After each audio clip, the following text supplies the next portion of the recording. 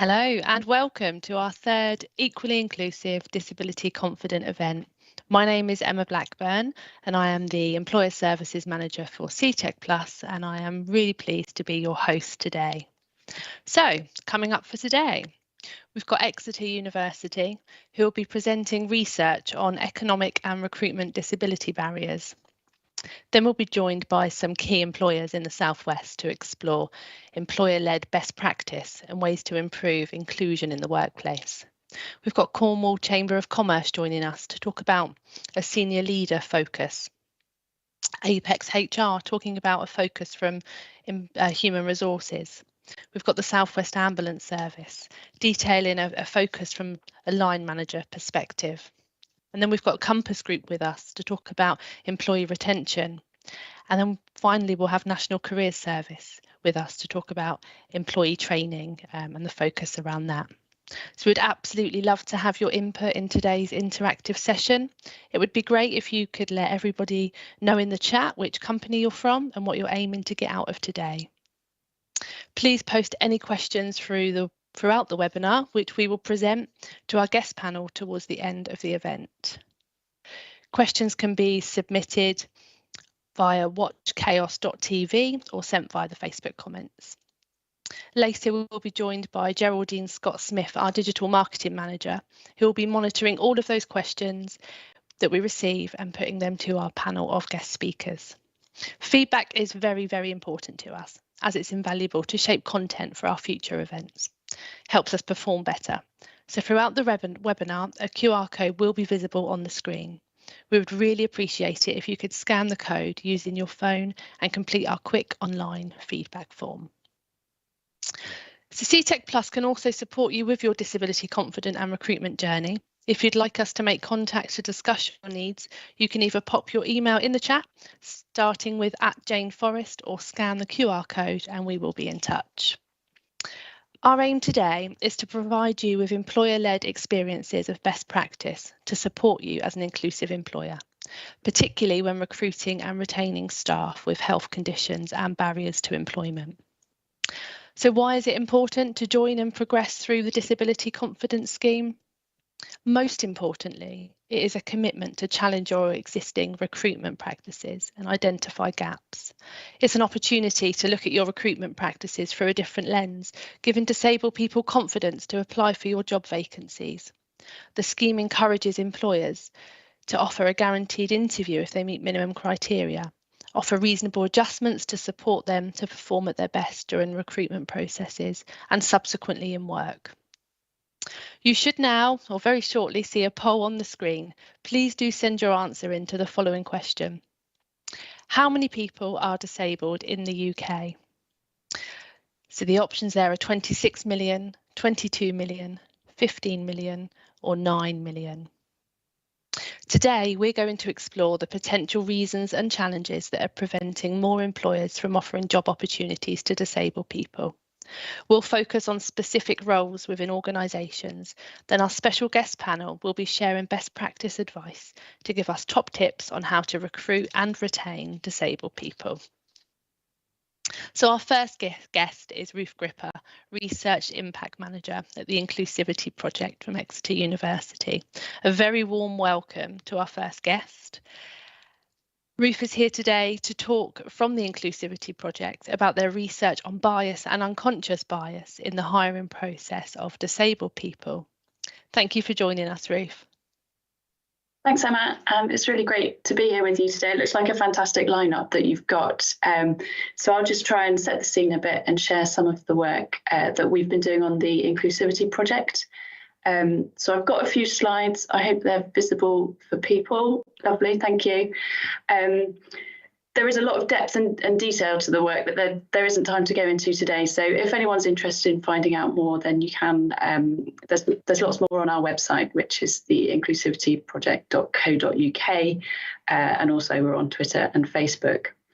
So as you can see, I'm from the University of Exeter, and the project has been a partnership with Age UK Cornwall and Isles of Scilly, the Cornwall and Isles of Scilly Local Enterprise Partnership, and with Disability Cornwall as well. And we've been funded by the European Regional Development Fund. And really, we've been exploring issues to do with health and inclusion at work, particularly for older people, people with disabilities or long-term health conditions. And our work is focused in Cornwall, where we're a bit ahead of the rest of the country in terms of ageing population and people in those situations. And we also have lots of small businesses, which I think is really important and interesting when we're looking at some of the issues. But I think a lot of what I'll be talking about today really is much more widely applicable. So I'm going to share the findings from our work on bias. I'll share some of what we've done around job choice experiments and very, very briefly touch on sort of the wider system, because I want to try and leave some time to share some suggestions and reflections from conversations that we've been having with businesses and things that you can do in your own situation. Next slide, please. So I said I would talk about the work we've done around bias, and the cartoon here I think is a good illustration really of similarity bias. So that's our general tendency to prefer people who are similar to ourselves. So here we've got an interview panel, an interview board made up of 3 identical people, 3 men, identical moustaches, identical suits, and they're saying to the interviewee, who looks remarkably like them, frankly, Dinsdale, we like the look of you. So here we've got a similarity bias in action. Now, in our research, we used what's called the implicit attitudes tests. Many of you watching might be familiar with it. It's very widely used to measure unconscious bias, and there are lots of different versions of it available, looking at different characteristics. We used the disability version, and we were testing it out with the business community in the Southwest, and we were particularly interested to know, does it make any difference if you're based in a small company or a big company? Now, you might imagine that a larger organisation perhaps has more resource to put into sort of diversity initiatives. So could we see any difference in the levels of bias? And also, did it make any difference whether someone was in a HR or hiring role or not?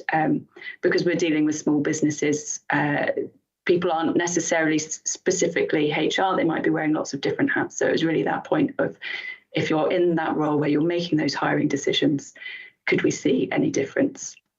And if you could move to the next slide, please. The short answer to both of those questions is no, we didn't see any difference at all.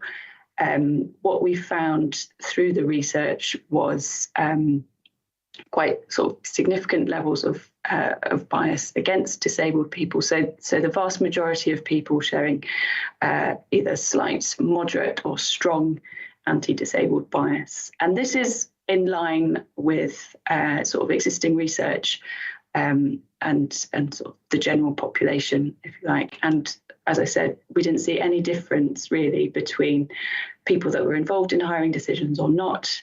And similarly with big and small companies, we didn't really see any difference in the findings. If you could move on to the next slide, please. So as I said, fairly high levels of bias against disabled people. The size of the company, being involved in hiring decisions didn't really make any difference in attitudes. Again, in line with sort of existing research, we found that women had slightly lower bias, and so did people with worse health. But I think one of the particularly interesting things or notable things that came through in the work we did there was how few disabled people are actually in those HR and hiring roles. So that's possibly something for us all to think about. And I guess the key lesson really from the research here is, we all have bias and, unconscious bias. It's unconscious. It's sort of our attitudes without thinking.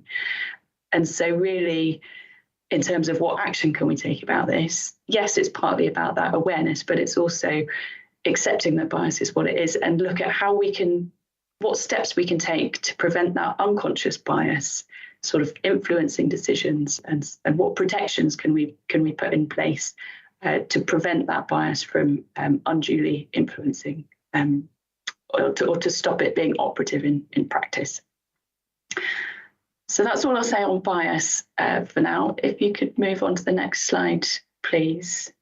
The bias work looked particularly from the employer side of things, employer attitude. So we did that up with looking at employee attitudes or job seeker attitudes and wanting to understand what factors make a role more or less attractive for disabled people, and how do those differ from non-disabled people. And so the way that we did that was through a job choice study. So essentially, you choose the factors that you're interested in, that you want to understand people's priorities about, and then the participants are shown a series of choices. So they get to choose between job A and job B, and these two roles will differ slightly in each of these different areas. And through the course of that, you're able to essentially to surface people's preferences and priorities in terms of how valuable they think these different factors are for them.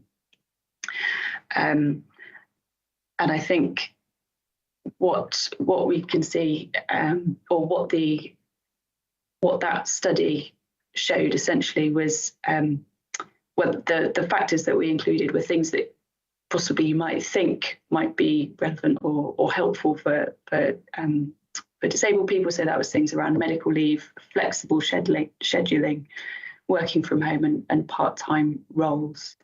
If you could move on to the next slide, please. The key takeaways from that really is that so both men and women, disabled men and women, value flexible, hybrid, and home working options. It's worth saying as well, so did non-disabled people, men and women, in all of these areas. But I think the particularly striking thing that came through in that work was the role of gender in that. And so that speaks, I suppose, to this sort of intersectionality question and how different characteristics sort of affect people differently. So women, whether disabled or non-disabled, particularly valued part-time working. And so I think for us, thinking about practice, the key lessons from that is that changes you might make with one particular group in mind actually often can have benefits for other people as well, other groups as well. So, an obvious example might be if you're thinking about physical access, making that easier for a wheelchair user, that's got benefits as well for people with mobility issues, for parents with buggies. So it's, actually the lesson here as employers, if we can be as flexible as we can be and make sure that people know about that flexibility and about what you offer as an employer. If you could move on to, I think if you maybe skip the next slide and move on to the findings from, I said I'd just very briefly touch on the systems work. I know we've got a packed agenda, so I don't want to take up too much time. Following on from those 2 points that I've spoken about, we did also look at how different factors are interrelated, how that wider system connects, and how different aspects, whether it's benefits or transport or attitudes, as we've just spoken about, the knock-on effects that they have.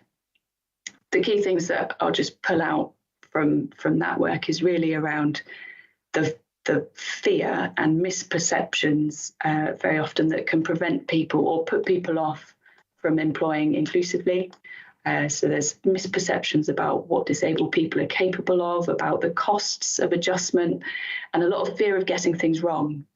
And that can be really self-perpetuating, because if those kinds of fears and uncertainties and anxieties mean that that disabled people aren't employed in your workplace, then those attitudes never get challenged and it becomes a self-perpetuating situation. I think if we look at that in a more positive light in terms of what we can do about it, I think actually it suggests that if we make a change, that can really make a difference. So if you could move on to the next slide, please. I'll just leave you with some suggestions or some reflections. I've spoken about being as flexible as you can be, spoken about the fear that a lot of businesses have. I think one really important lesson is to ask the expert. So everybody's situation is different. The individual is the expert in their condition. Don't be afraid to talk to people about what they need and what support can help them to do their job well.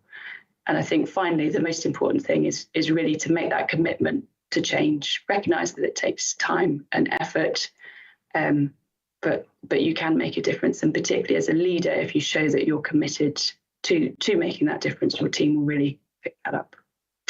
That was a whistle-stop tour. Thank you. I'll be sticking around. So if there's questions and further conversation, I'll be around for that. Wonderful. Thank you so much, Ruth. You raised some really, really good points there. Most interesting point for me, I think, is disability and being underrepresented in HR roles. That's a really good point. So back to our poll then. So I'm sure you're all keen to hear the answer of our earlier question, if you have refrained from Googling, that is. So there are, in fact, 14.6 million disabled people in the UK.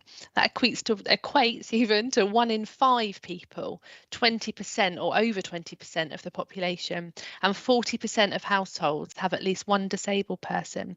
If that doesn't put into context how important this subject matter is, I'm not sure what will. So next we'll be hearing from Kim Conchi, CEO at the Cornwall Chamber of Commerce. The purpose of the Chamber is to sit at the heart of a unique network of businesses to help further the interests of small businesses in their community.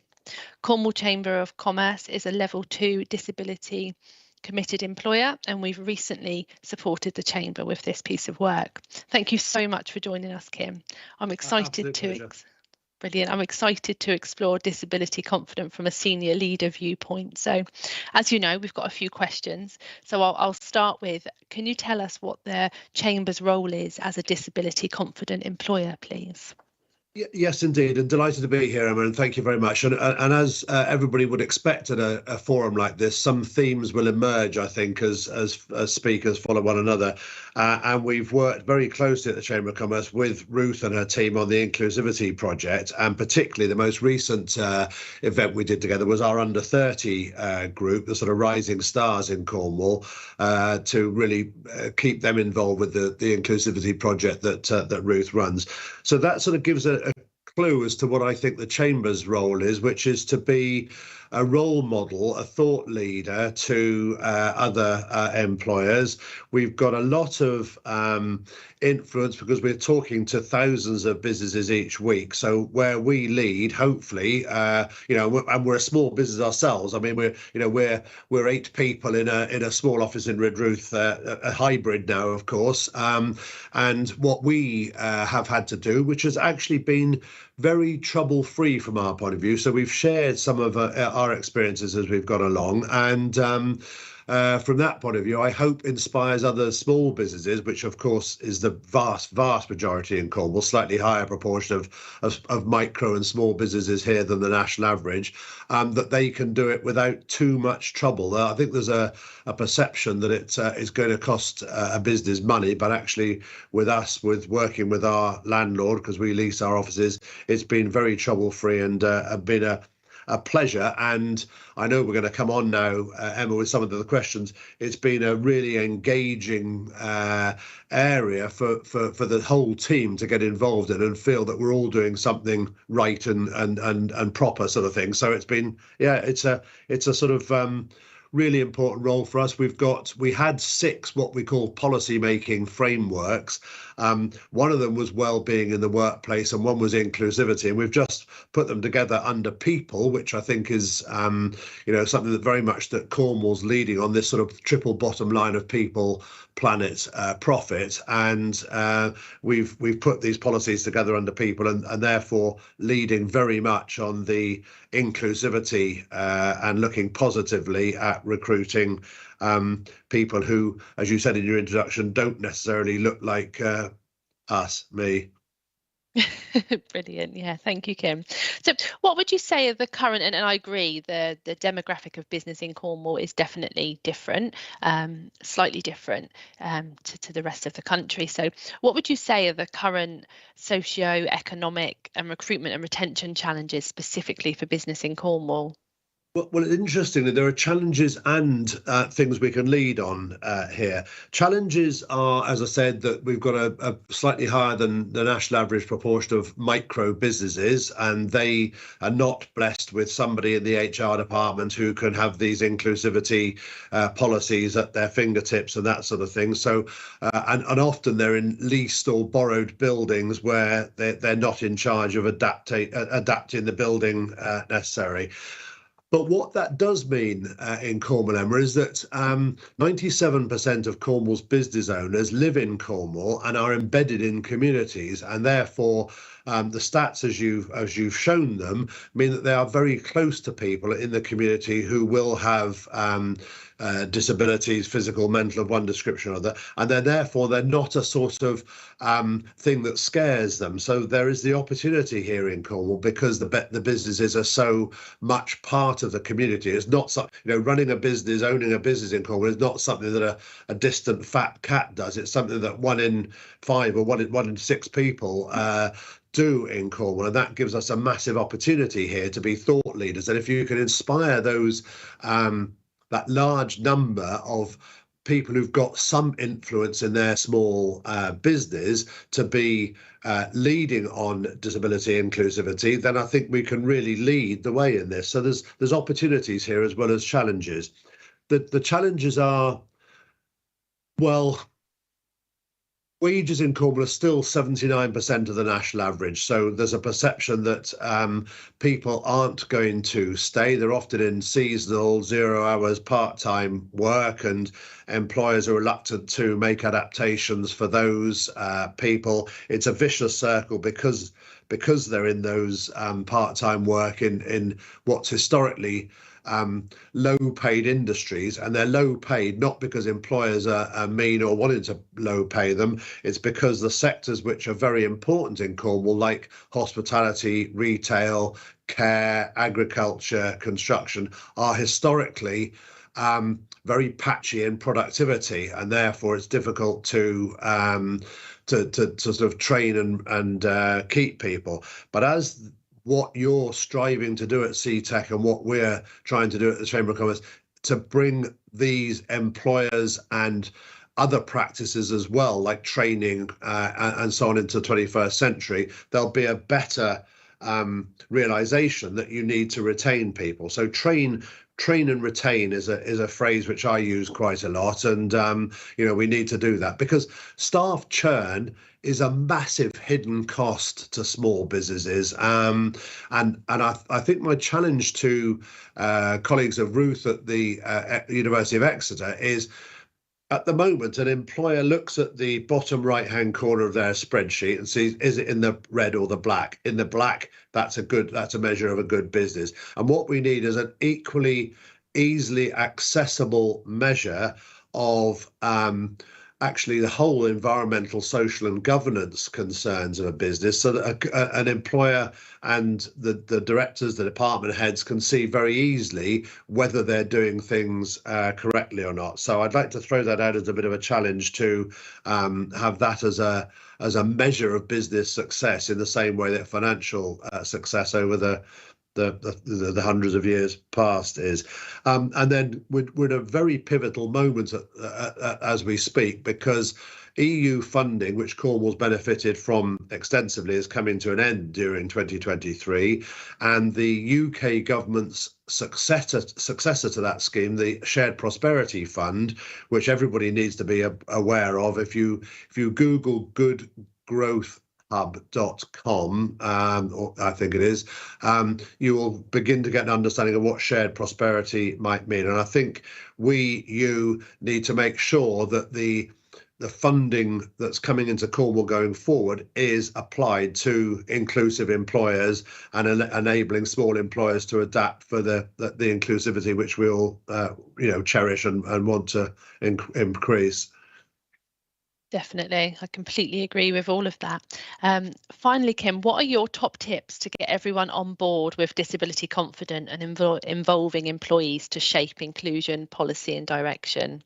Well, I think what we've at Cornwall Chamber of Commerce, what we've had is have it as one of our frameworks. So we then put it on every meeting, whether it's a team meeting or whether it's a board of directors meeting, and we're having a combined away day this year as well. So it's there as one of the things that we're having to measure, that we're looking at. We're having to put in our case as a chamber, events, activities, promotion, marketing around inclusivity, and then it's up everybody's list of concerns then. So that would be one. Make sure that it is on your every agenda, every meeting agenda. It's on there as a thing that you're going to consider. Senior team updates communicated to everyone in the organisation, so we don't have any gaps. We're very open leadership team at the Chamber of Commerce, so everybody feels they can add. And as I said, with the under 30s group in Cornwall Chamber of Commerce, I think they are more attuned to the inclusivity agenda. So we have a really free flow of information upwards and downwards about things that can be done to improve that. Making sure employees' voices are heard. In our case, making sure that members' voices are heard, like Seetec, and not to be frightened of this issue of terminology that you mentioned at the beginning. If you're an open and I'm very much of the school of sort of the servant leader. So the leader of the organisation is to serve, in our case, my colleagues, but more importantly, the businesses of Cornwall. We're all on a journey. We're all going to make mistakes. We're all going to go down blind alleys occasionally, but not to be frightened of those, and ask experts where we can to make sure that we're not doing something because we're just frightened of what the not saying the right word or not having the right facilities in our building to serve them or whatever. Just be inclusive, open and transparent, and the opportunities will come. And I think I've always felt, when I had my own business as well, that I like diversity in teams. Teams work better when you've got people with different perspectives and different life experiences. And I think, again, not to be aware of that unconscious bias of favouring people like you, and actually do the opposite, favour people not like you, who are bringing different skills, different perceptions to the team. From there, you get real, even in a small business, you get different opportunities, and actually the impact on the impact you can have with the rest of the world, your customers, your suppliers, your colleagues, potential recruits, and so on, is massive, because you're just out there. And I think at the moment, with labour being such a shortage still, we all need to give these messages of inclusivity out so we can get some of these over 50s back into the workplace that we're hearing so much about at the moment. And if people, we're not all tied these days to a sort of 9 to 5 days a week. Get people in flexible work times, so that if it's somebody with physical or mental issue that they don't want to be in the office at 9 till 5, or in the workplace, I should say, at 9 till 5 every day, perhaps they can work from home part-time, perhaps they can come in the evenings when there's not so many people around. Make sure you're being really flexible in your approach. And that becomes, in tough times like this, Emma, becomes financially and commercially sensible, as well as the right thing to do, because we need to get everybody back into the workforce, really. So I think we're at a moment where this message is cutting through like never before. I completely agree. Thank you so much, Kim. Really, really interested Pleasure. to hear about the fantastic work happening at the Cornwall Chamber of Commerce. So there should now be a QR code on the screen for you to scan and give your feedback. So please do. As I say, it's very, very important to us. I'm absolutely delighted to introduce Kevin Miller, Chief Humanity Officer for Apex HR. Apex HR provides humanistic, people-centred solutions. Kevin is here today to look at disability confident through the lens of HR, to help organisations remove recruitment practice barriers, and to help steer them in the direction of doing things differently to reach that 1 in 5 wider pool of applicants, which, as Kim mentioned, with the labour shortages that we're seeing and the skills gap that we're seeing in the economy, is really, really important. Kevin, welcome back. It is wonderful to have you with us again. I'm very happy to be here again, Emma. Thank you. Thank you. So we've got a few questions, as you know. I'll just start right away with, from your experience, from working with employers, what are the common HR barriers to attracting, recruiting and retaining people with disabilities? Yeah, thank you, Emma. So I think there are a number of opportunities here for HR to really influence and champion positive change. And in order to do that, I think we've got to address some of those underlying barriers that we see. So just a couple of things to share with you, really, just to provide a couple of examples.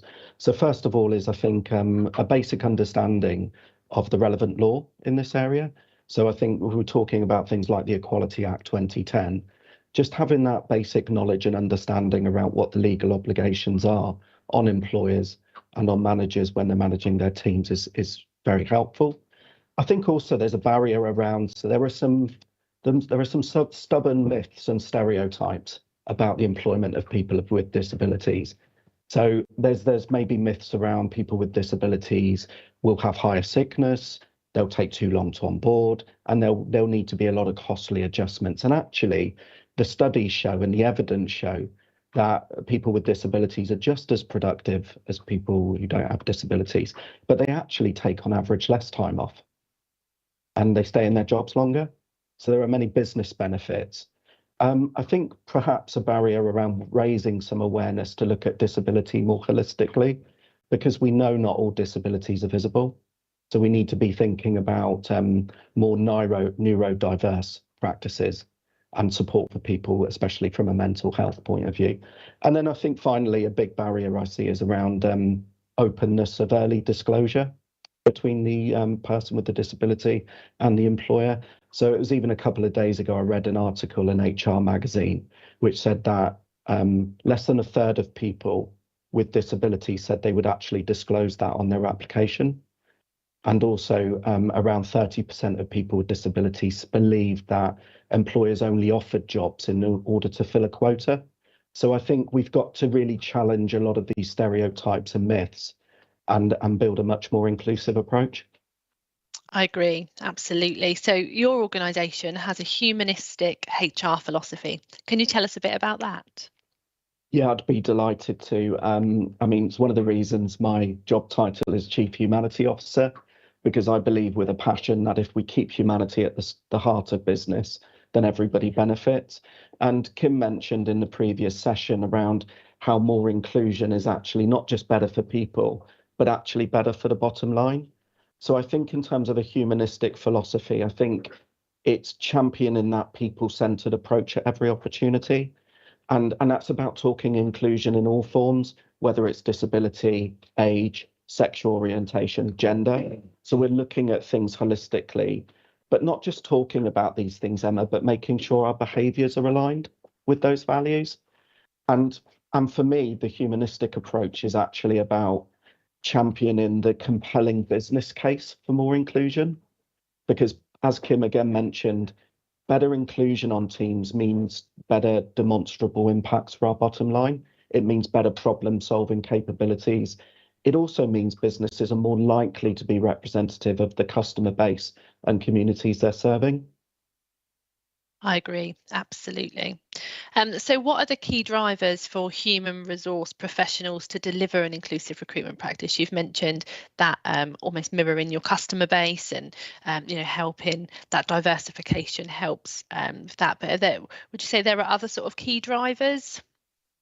Yeah, I think there are a number, Emma, and I really like Ruth's point earlier around actually a key driver is encouraging more people with disabilities to enter the HR profession and become part of that hiring process so they can bring those unique perspectives to play. I think there are huge opportunities for HR to be a catalyst here to support businesses, especially around the challenges with recruitment and retention and access to that wider talent pool.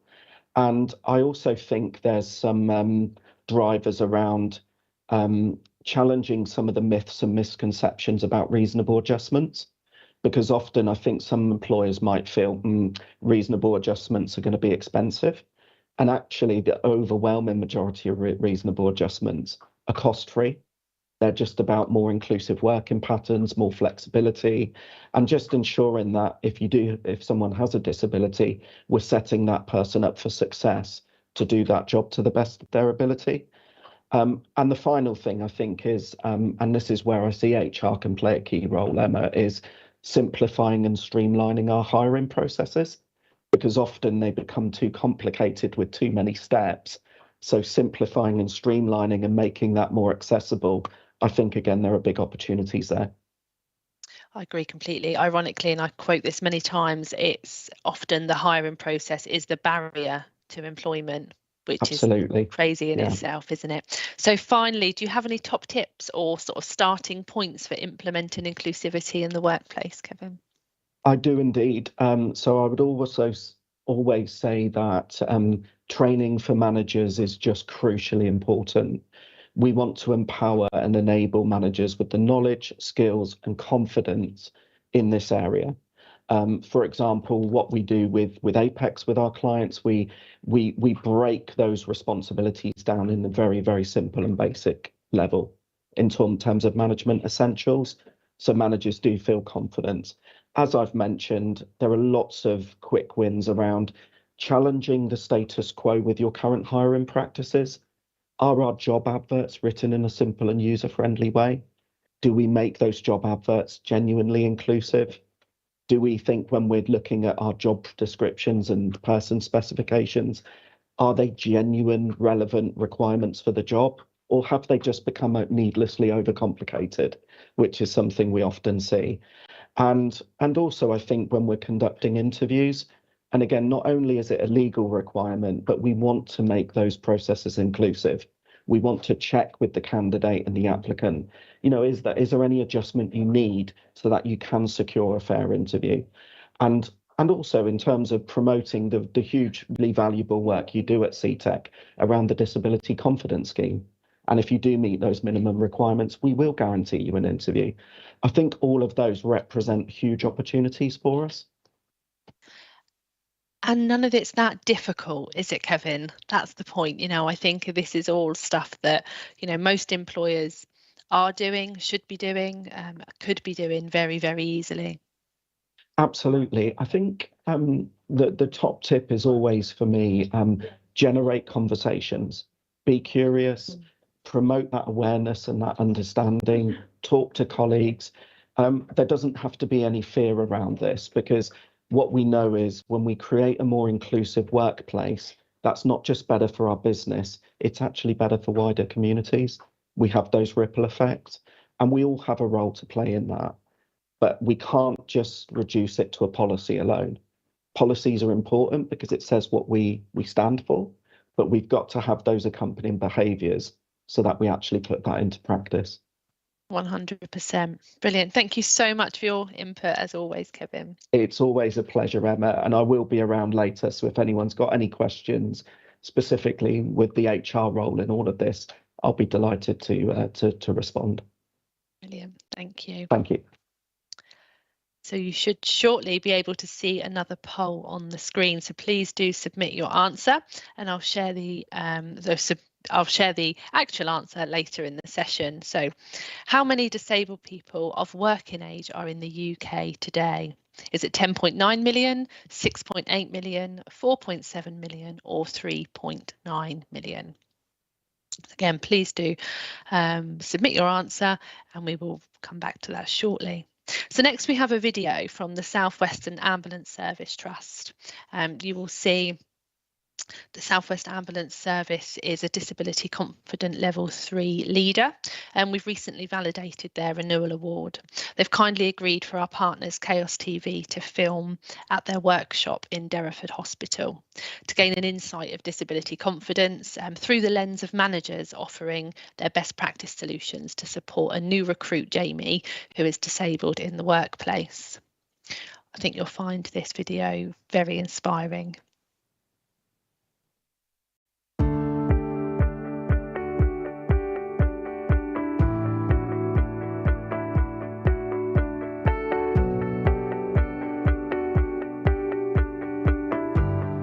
Welcome to the South West Ambulance Service and Derriford workshops. Today we're talking about our disability confident leadership status and what it actually means to us, especially around our recruitment and retention and our managers and our leaders, and actually how important it is to us.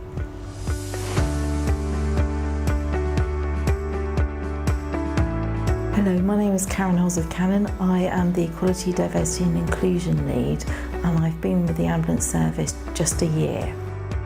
Being disability confident leader is really important to the South West Ambulance Service because it actually gives us the ability to actually look at strategic influences around actually how we employ people and actually how we retain people who are applying to our service. It also enables us to actually look at the demographics of the South West region. So we know in the South West that 22 to 25% of the South West have a disability, but we also know from the data that we have only about 5% of our workforce are actually disabled. So we know that there's a hidden talent of people that actually are looking for work and actually probably want to work for us. So actually it's about how we tap into that hidden talent and actually recruit and retain people. So we as a South West Ambulance Service know that 22 to 25% of the population are disabled.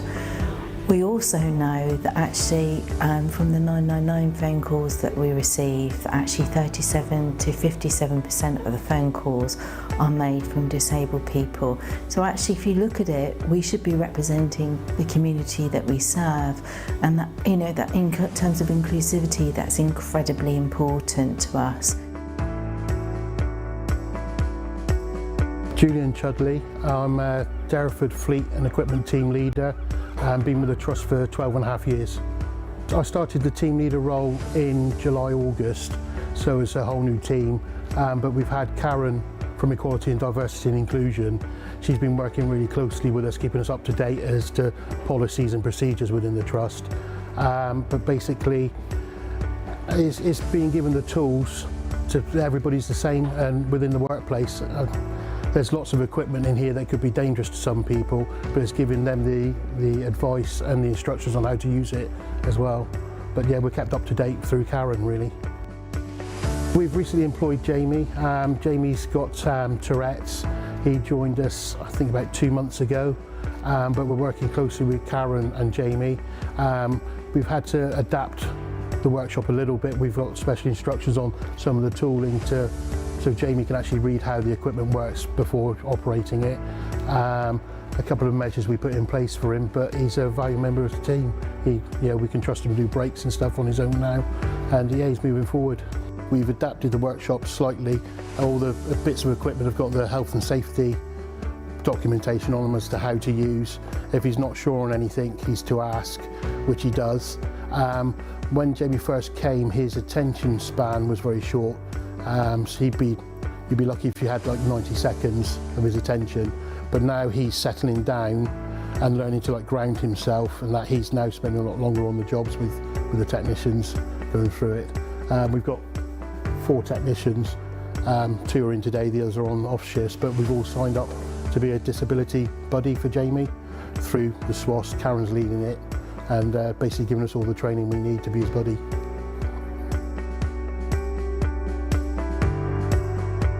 So my name's Rich Buckley.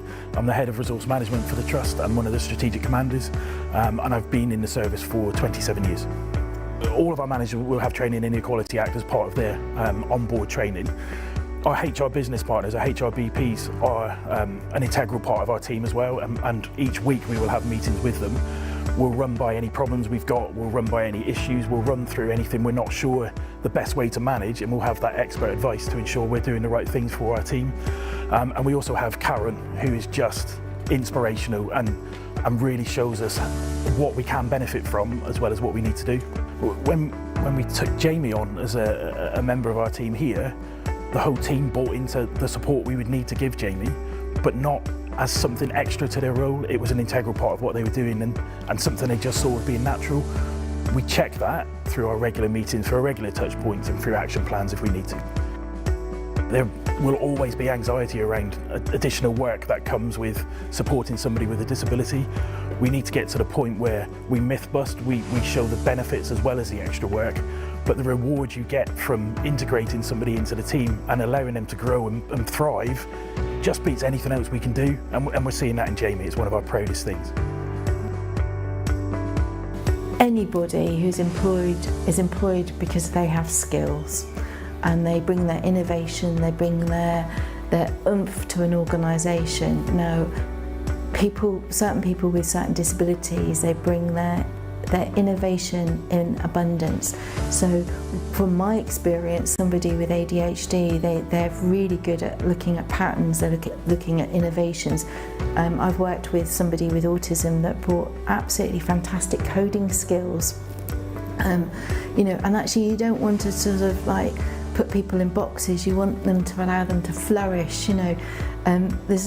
I worked for a manager that actually brought this phrase of allowing people to be glamorous goddesses and gods to the workplace because of their disability, and it just resonated with me. I mean, I was in my early 20s, I'm in my 50s now, I have a disability, and actually that expression of bringing the glamorous goddess and god to the workplace because of your disability really brings it for me, because it's allowing them to flourish and retain their skills.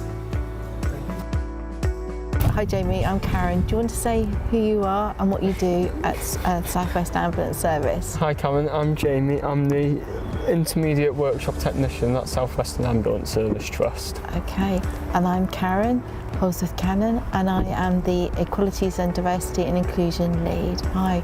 Alright, so Jamie, could you tell me why you applied for a job at the South Western Ambulance Service? I thought it looked really cool and it looked really fun as well. Okay. And I also wanted to better my opportunities for the future. So when you went for your interview, how did you find the interview process? At first I found it stressful, but then when I was in the interview, they weren't making me stressed or anything. They were quite relaxed and happy. I got a drink of water, and I remember Julian and James saying to me that they're not discriminating against disabilities. They encourage people with disabilities to go to work in different places where we may not have as many people with disabilities. Also, Tourette's and ADHD is a little bit different in the workplace compared to anxiety and everything, because I'll probably end up hitting my head on something, hence I get bump caps to protect me a little bit more. I was also quite nervous because it's a new environment and I don't do well with change, but I came here and I felt very comfortable. That's good. So how do you feel that you get treated in the workshop? Do you feel that you get supported from your fellow colleagues? Yeah, I get treated the exact same as everybody else, except the difference being that I have to, my work gets double checked because my confidence isn't fully 100% yet, and I'd rather go out being safe and come back not being safe, because at least then you can go, oh, it was double checked and sorted out, and that's the problem solved. But you're still training to be a vehicle technician, so all the trainees get their work checked, don't they? Yeah. But in terms of being a supportive employer, do you feel that we are supporting you enough? Yeah. I'm very, compared to other places, I'm really well supported here, to be fair, because I say, it's like places, as soon as you just say you've got Tourette's, they're like, no. I don't know why. It's not like they have to assure me on it, but. What would your tips be, Jamie, for anybody in your position who has a disability looking for work? Oh, I tell them to keep trying. Keep trying is the most important thing, because that way, because if you give up on yourself and you're just not going to achieve anything, once you get back up and start going towards different things that put you out of your comfort zone, you might not like it, but over the years, as you grow up, you'll get more used to it. Well, all I can say, Jamie, is thank you so much for applying to the South Western Ambulance Service. You're an absolute asset to the Derriford Workshop team, and it's an absolute pleasure to welcome you. Thank you. Thank you very much for applying. Pleasure to work with you all too. Thank you.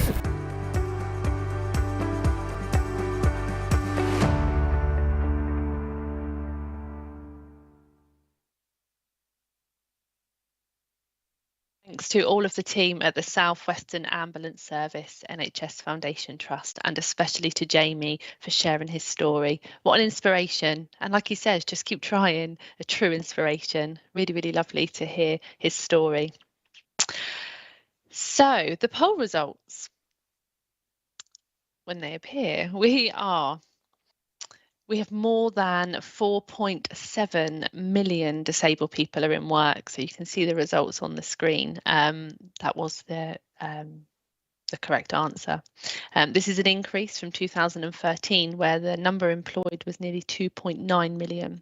The Disability Confidence Scheme helps to reduce the disability employment gap and has very ambitious plans to get 1 million more disabled people into work by 2027. We need the support of employers to ensure this is achieved. So next we have our guest, Stuart McManus. An aspect of Disability Confident is to develop and retain disabled people. I would like to introduce Stuart, who's our neurodiversion practitioner at Seetec Plus, who will share his experience of how encouraging employee disclosure can catapult a wave of change to benefit both employer and employee. So hi there, my name is Stuart McManus and I work for Seetec Plus, primarily as a training and wellbeing facilitator, but I also sort of take the lead on neurodiversity projects and looking at mental health and inclusion in general really, and was asked to come on today to talk to you about sort of how inclusion evolves, continuously evolves, and how we're always sort of thinking outside the box and thinking on our feet really as part of the journey. If I could have the first slide, please, that would be great. So as it says on the slide there, it all started with a chat, and I was talking just randomly with the CEO for Employability and Health with Seetec Plus. We run things like the Restart Programme, the Work and Health Programme, and we were chatting about neurodiversity in general. Both of us have a very personal interest in this. My eldest child has quite high-functioning Asperger's, so it's a subject that I'm sort of hugely passionate about, especially having to sort of guide him through his young life to where he is now, where he's finally sort of moved into work and has got his own place.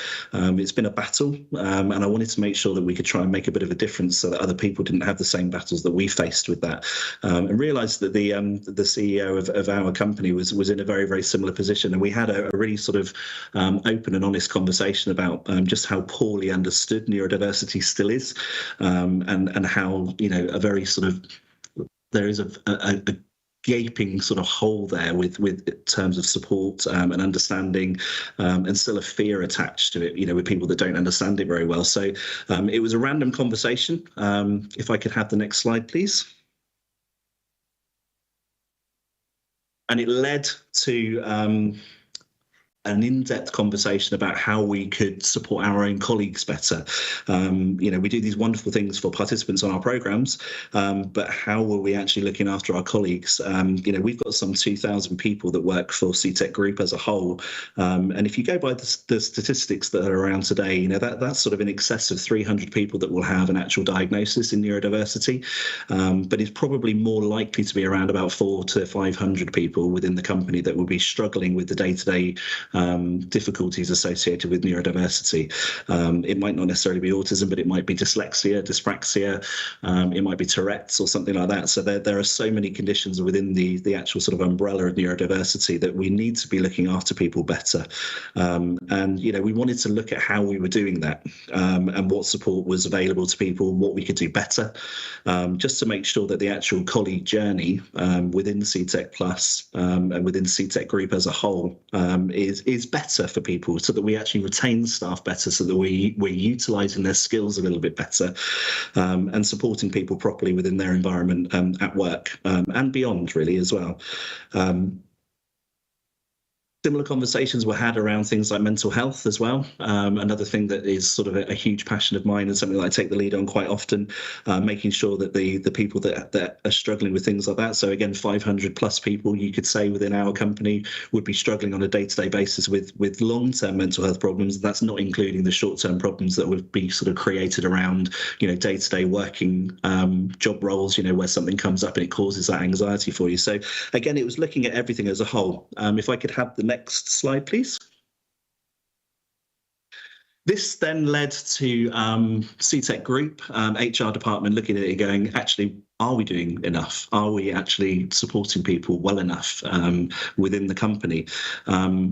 And I was invited to join the group looking at our inclusion strategy and coming up with ways of doing things a little bit better. So it was recognising what we do and what we do well, but it was sort of going a little bit deeper and looking at what we could do that was a little bit better. This included things like managers' toolboxes to make sure that they've got all of the things available to them to be able to to help people that come into their team or that are already on their team that are struggling with some of these inclusive conditions that we've spoken about.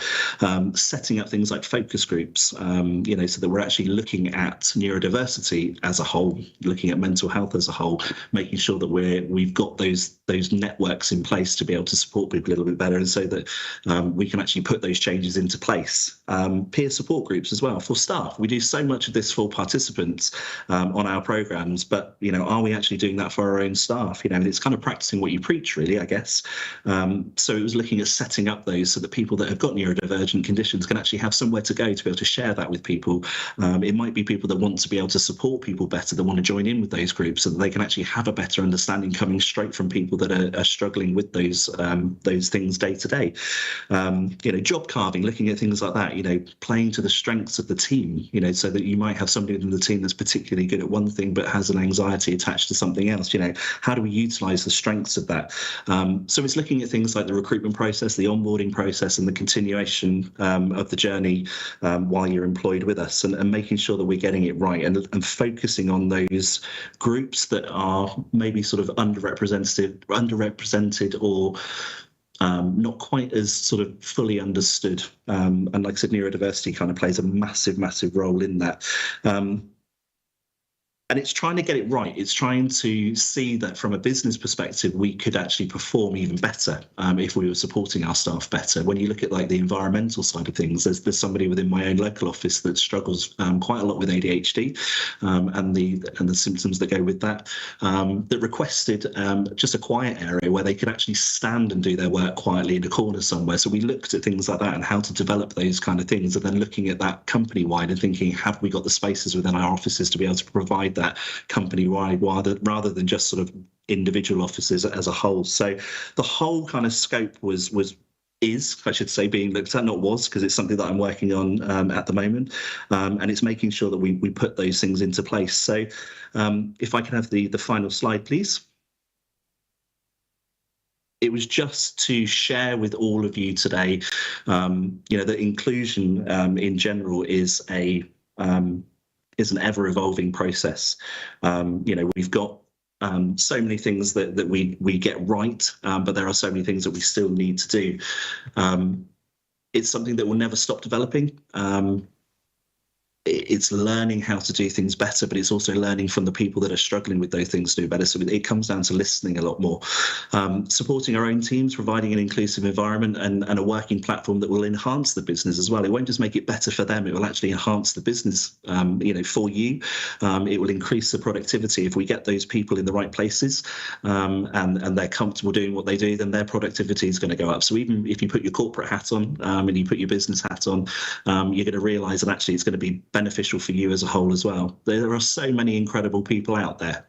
They have got these unique skills, and it's just trying to make sure that we're unlocking that. So even as a disability confident leader, Seetec are still every day looking at how we're doing, how we could do things better, and evolving what we do on a day-to-day basis. So that's what I wanted to share with you guys today, was that we are, continuously looking at ways of doing things better. We're joining forces with other people. We're learning from other groups how they do things to make sure that we can provide that support, not only to our participants, but actually to our staff as well. Because at the end of the day, if we get it right with our own people, we're going to get it right with, with the people that we're trying to support on our programs. So thank you for letting me come on and chat to you guys today, and happy to discuss further if anyone wanted to after today. Thank you very much.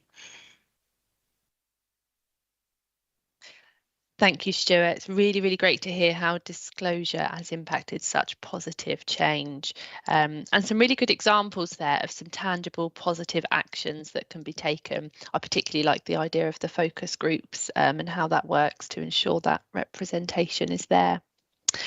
So next we have Melanie Aston with us. Melanie is Diversity and Inclusion Manager at the Compass Group. The Compass Group is a Disability Confident Level 3 leader. It is well known that employees who do not feel valued or do not have a voice within an organisation will often check out, seek alternative employment. Melanie is here today to talk about how creating employee networks, Compass have helped retain and develop their workforce. Melanie, it's great to have you with us. Great to be here. Thanks for inviting me. No problem. So can you tell me why it's important to the Compass Group to be disability confident? Yeah, for sure. So Compass, I mean, to be fair, provides the most amazing opportunity to embrace and include talent from all backgrounds and abilities. And we're already doing it in some areas, but we really need to feel we need to expand on it. And I think in the UK and Ireland, which is the area of the business I cover, we employ over about 45,000 people. So there's plenty of jobs and opportunities for us to be really inclusive.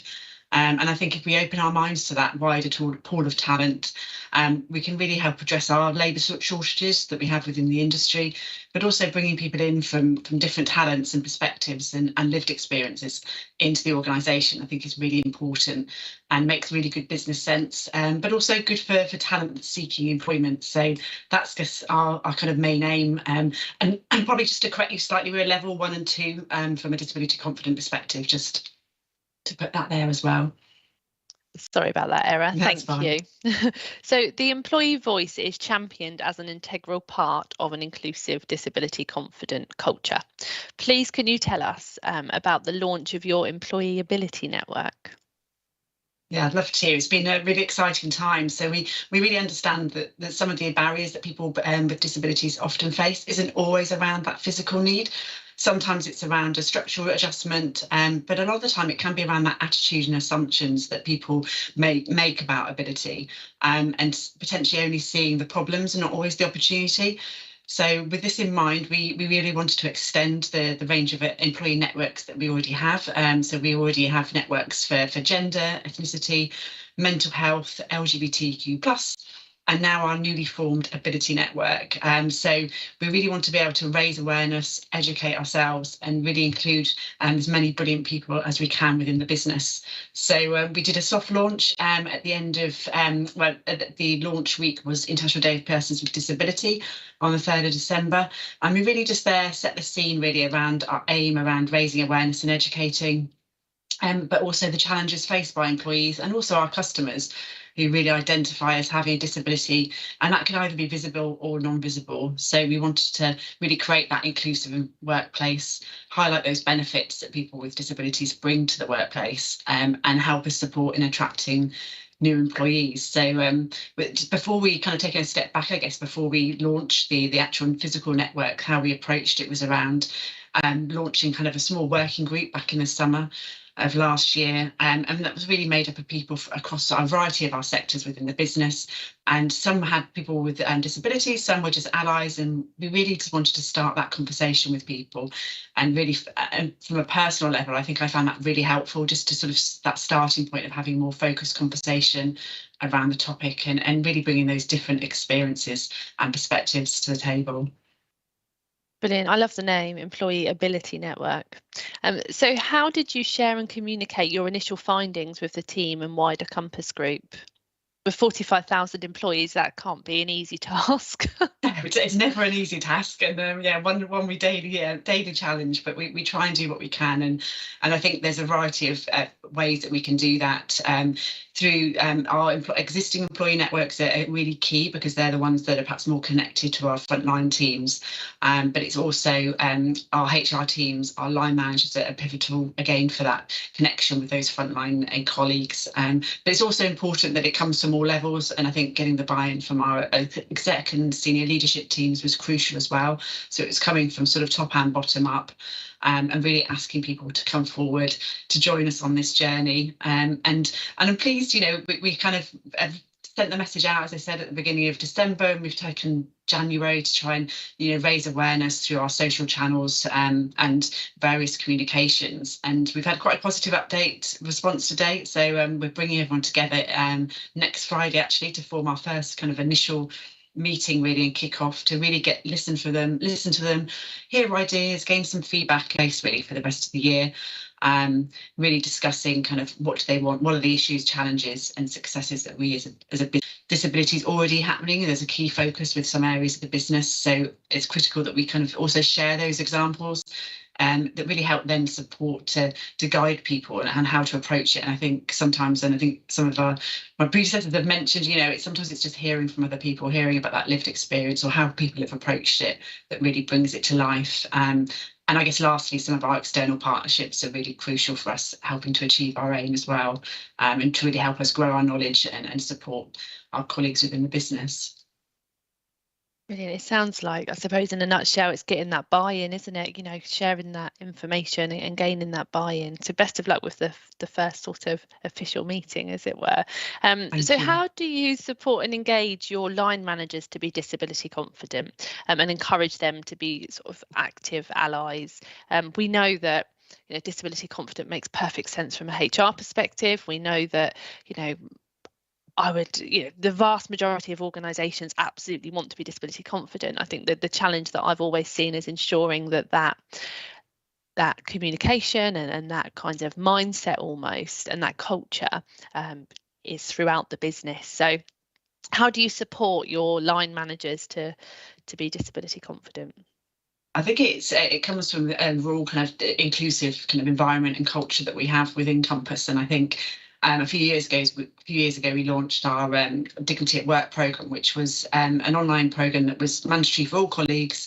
And it was all really based around promoting that kind of fairness and equality in our organisation and that commitment that we've got for a culture where everyone can really feel they can belong.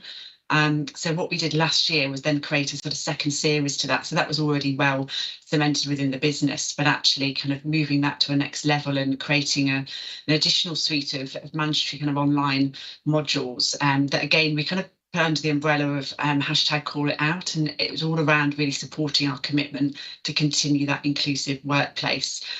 So that went out to frontline line managers and everybody within the business. And we launched topics such as sexual harassment back in March last year and a race module in November.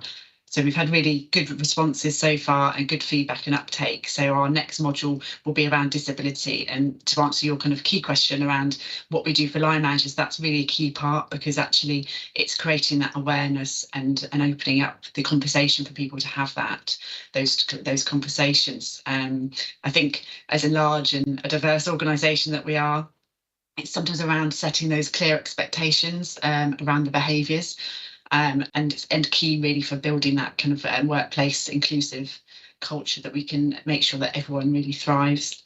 So we hope to raise awareness and educate, which is kind of what our kind of mantra is as we look at all areas of D&I, but in particular as we look at disability and make sure that everybody understands they've got a part to play in treating everyone with that respect and dignity, and that active allyship is really crucial to that. So additional ways that we kind of support and engage with the line managers to help them along that journey is the mandatory training that I've just referenced, but it's also around some informal education. So we do that through a number of ways, some of which are inclusivities, which are kind of 30-minute webinars, podcast style sessions, which are led by people within the business sometimes, but also external lenses as well.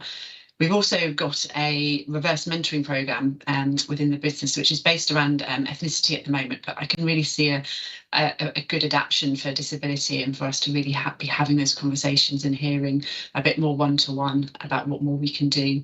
And then, of course, we've got a D&I calendar, which has a real key focus on awareness and celebration. So we find that really helps engage those line managers and get them to share that message. Brilliant. I love that. Inform, educate, and ultimately call it out. Brilliant. Thank you so much, Melanie. It's great to hear about all of the great things that are happening at Compass Group, and I wish you every success on your journey. No problem. Thank you, Emma. Lovely to be here. Now we have some insight into how National Careers Service can support employers on their journey. You'll hear from Jill Brinsden, a business manager from National Careers Service, presenting their 3 bespoke training offer for employees and employers to support organisations' growth, staff retention and well-being.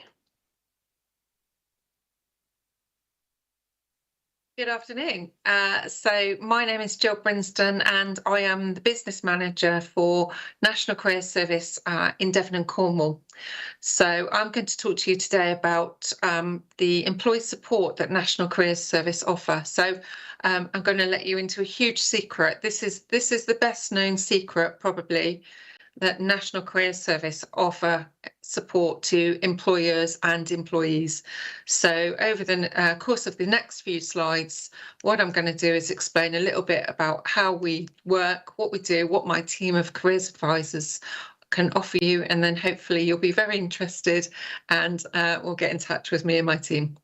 So the contacts are on my slides, and I believe that the slides are going to be made available after the end of this session. So please do get in touch. Next slide, please. So National Careers Service, as I said, we work with those who are in employment. So we spend a lot of time working with employers, helping employers meet their needs. So we help to recruit. So and a lot of employers talk to us about skill shortages, trouble with recruiting, all of those kinds of things. So those are all aspects of career-related activities that me and my team can deliver. We offer a bespoke service, so it's not an off-the-shelf package. It's very much dependent on employer needs and the needs of the employee as well. So as part of the Disability Confident program, we can support employers and employees with their very much individual needs. Next slide, please. So our careers advisors, and they're all qualified to level 4 or level 6, so you can be reassured that they're giving out best quality careers advice and guidance. We are funded by the DfE, and we are required to be impartial and provide the best possible information. So we work with local market information, local intelligence. As I say, it's completely free and impartial, and we work with anybody who's over the age of 19. So those are the only criteria to enable us to work with someone. So our careers advisors will carry out workforce audits for you if that's something you would like us to do on your behalf. After we've completed those audits, we can identify any training needs. So people who perhaps been in a role for a while may want to progress to a different role, perhaps as a trainer or someone who's head of department or something like that, or perhaps do something completely different within your organisation. So we can have a look at their current training needs and anything that they would like to do in the future. After we've had those appointments, we do a tailored development plan. We call them action plans. So we will provide all of the information they need. We will provide warm handovers to training providers if that's the route that they would like to go. We also work with other organisations to help improve people who are currently looking for work. So, for example, we work with job centres, we work with employability programmes.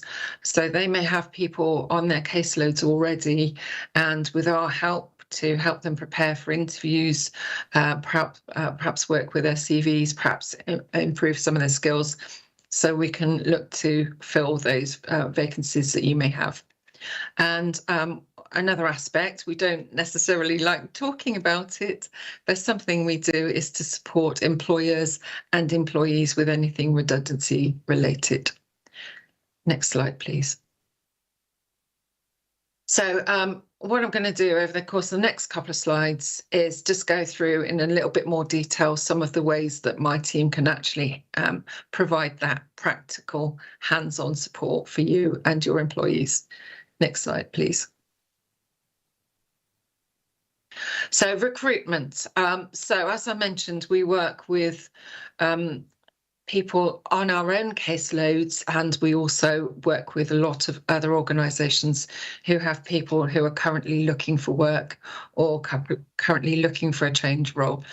So we can help find those skilled people. So if you're able to tell us what you're looking for, we will probably have those people already on our caseloads or with one of our stakeholders or other contracts. So we can help identify those really good quality candidates for your roles. We can help improve the quality of applications. So we quite often attend careers fairs, careers events, employer days, recruitment days, those kinds of things. And one of the conversations that I frequently have with employers is the low quality of applications they receive. Sometimes that's just down to candidates not quite knowing what to fill in an application form. So something very practical like helping them fill application forms is something that we can do. We can also help pre-screen your applicants. So you may be bombarded, your advert may be really fantastic and lots of people want to come and work with your company, and you maybe feel that you're inundated with applicants. So we can help pre-screen and pre-interview for you if that's something you would like to do. Next slide, please. Retention of talent. So whenever I talk to employers, the first thing they say to me is, you're not going to get my employees to leave, are you? And I can categorically say that's absolutely not what we want to do. We want employees to feel valued and wanted and feel that they can progress within your employment. So there's a whole range of tools and activities that we do with your employees, but just to give you a flavour of the kind of things we do. So we do something called career health checks and skill health checks. So that's tools and activities that we use to very quickly analyse where they're at currently. So that gives us a really clear picture of what's needed. So, for example, they may have been doing a job very successfully for 20 years or something, but don't necessarily have the qualifications to back it up. And certainly if they want to apply for a different role within your company, they may feel that they need that qualification to back up their application. So we can have a look at that. So we work with all of the local training providers, we'll work with national training providers, and we also work with organisations who have funding to spot purchase very bespoke training pieces. So we can identify that and help them through that and do the warm handover, so don't necessarily have to go through the enrolment process within FEs and HE environments. So we can do that piece to help people through. And as you may be aware, a couple of years ago, the government launched a Skills for Life initiative. So that's basically ensuring that everyone's qualified to a good standard. So there's a lot of employees don't have a level 2 or level 3 qualification. So that's something we can help with. And it's something that's whether to suit you and your employee, it could be they do day release, they could be digital courses that they attend in their spare time. It could be that trainers go into your environment. So these are all conversations that we can have with you and training providers just to get the best possible outcome for you and your employees. Next slide, please. Okay, so hopefully I've whetted your appetite and I've given you some information about how National Careers Service can support people in employment and support employers. So on this slide here, I've got my contact details, jill.brinsden@seetecplus.co.uk. Don't expect you to remember that. As I said, I do believe that you're getting copies of these slides after today. So thank you very much for listening today. And please do get in touch if we can help you. Thank you.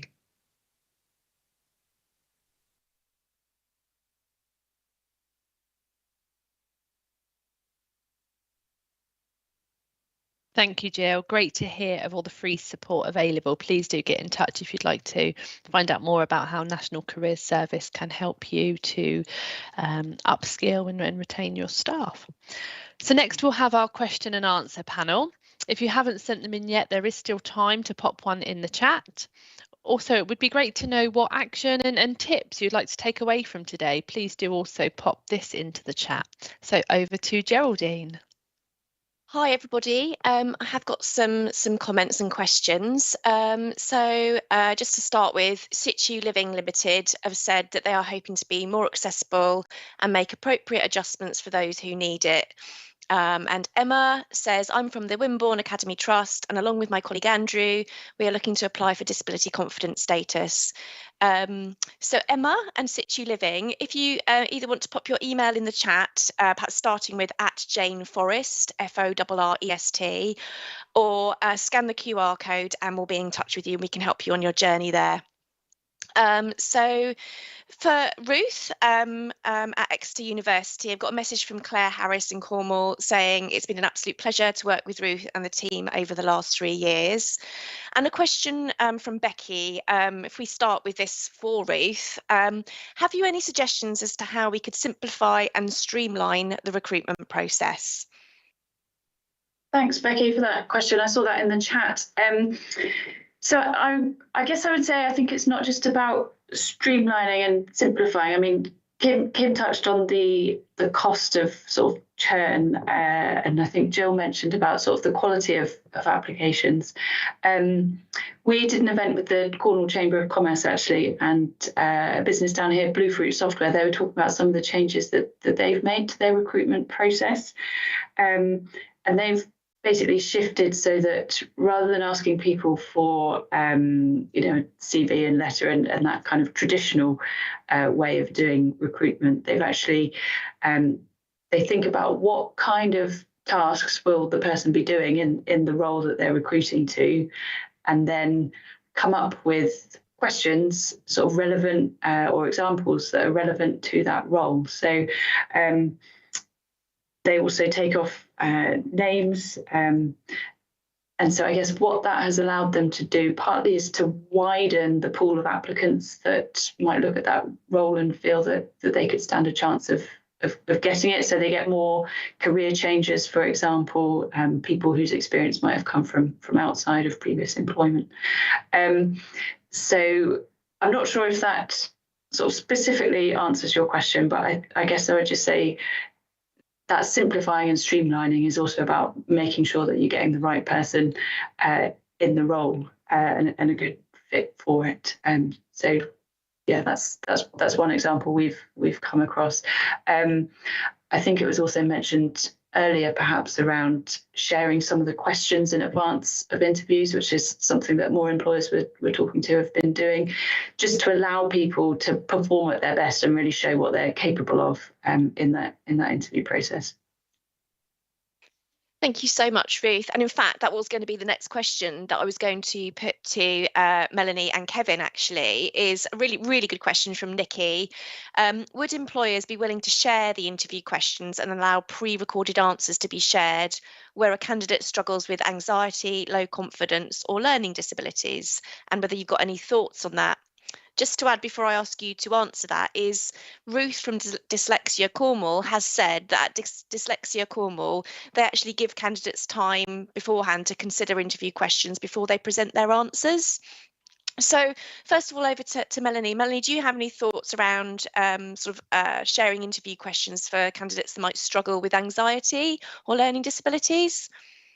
Yeah, and it's something actually the recruitment teams have been looking at, and they've been doing a couple of sessions with each other about kind of brainstorming what can they do, how do they get away from the old way of recruiting, and perhaps that standardisation and looking at things slightly differently and out of the box. So that has come up, and something that they're currently reviewing about how they can approach not just sharing things in advance, but also looking at the interview pattern, the style, the location for it, what does works best, and really being quite upfront and just asking if people have got anything they want to share that would make the experience more easier for them or that would suit their requirements. So not explicitly calling out disability, but just making it more of a broader question. And therefore it's allowing people to come forward and put that, because we found that, our disclosure rate for ourselves internally is quite low. So I think we're conscious that not everybody likes to disclose early on. So I think just being a bit more open with the questions maybe, and leaving it to the individual to kind of raise what they want to is kind of the route we're looking at. Yeah, fantastic. Making it about what can we do to help everybody at interview, really, isn't it? And Kevin, I don't know if you've got anything you want to add to that. Yeah, thank you. And just really to add to what Melanie's already shared, I would see that as actually being a reasonable adjustment in those circumstances anyway. So I think positive, progressive employers are always going to look to find a way. We want to create a level playing field for people, and we want to set people up for success. So I think when we get those requests, we should be responding in a positive way. And remember, for the employer, if people go away with a positive experience of feeling fairly treated in that, whether they're successful in getting the role or not, that's really good for the employer's brand and reputation.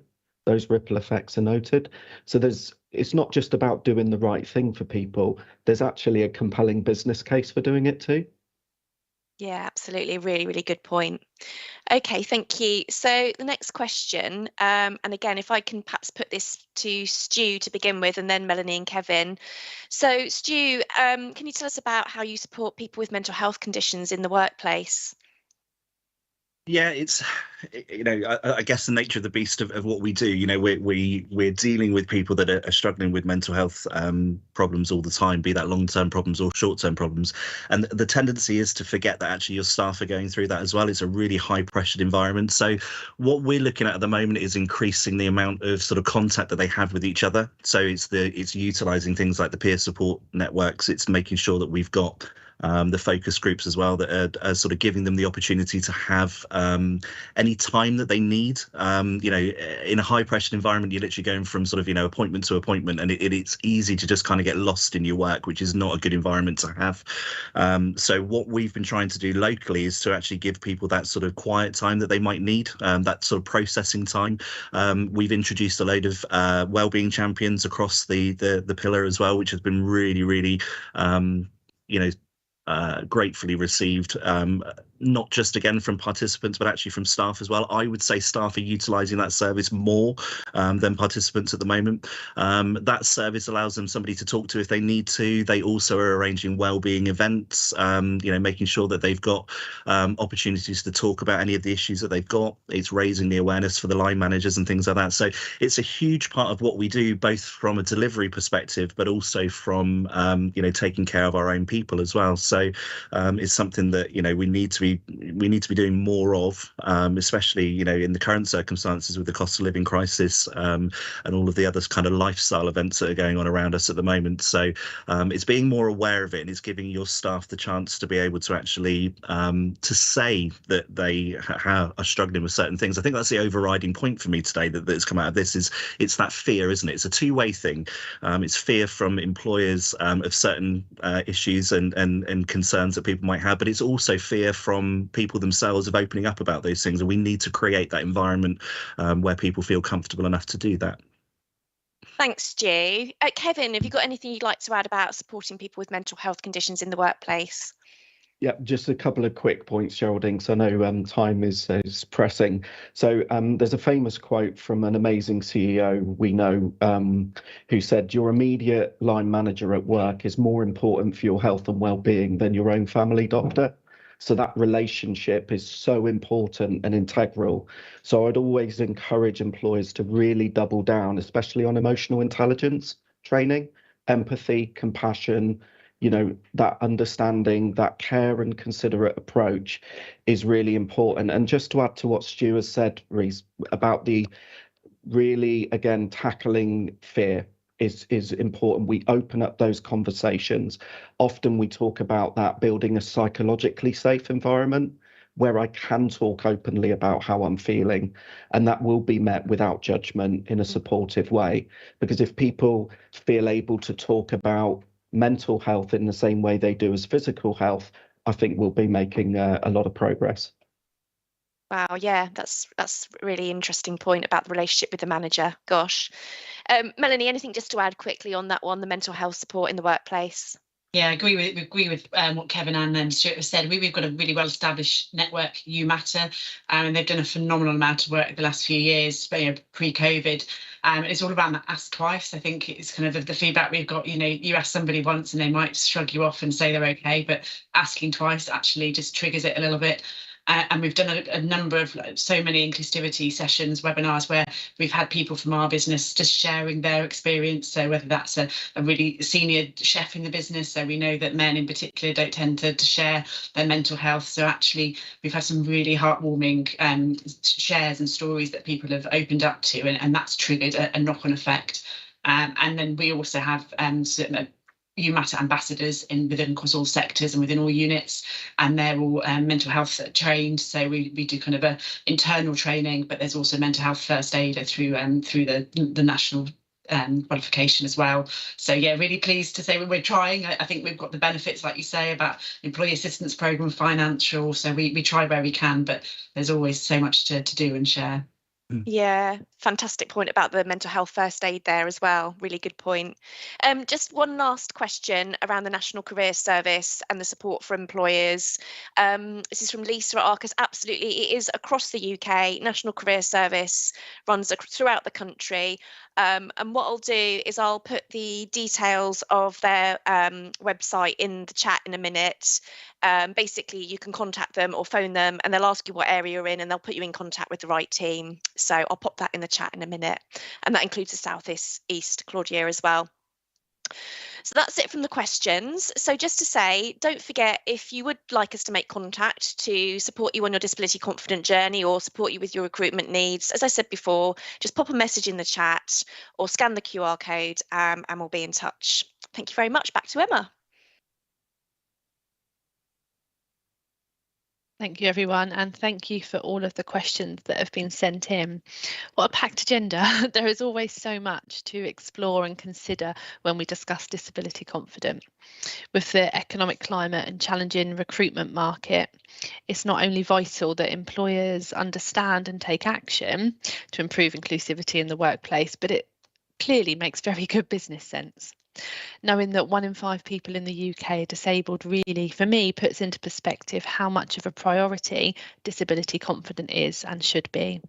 Thank you to all of our guest speakers for taking the time to share with us today. It's important that we keep the conversation flowing and continue to see positive change.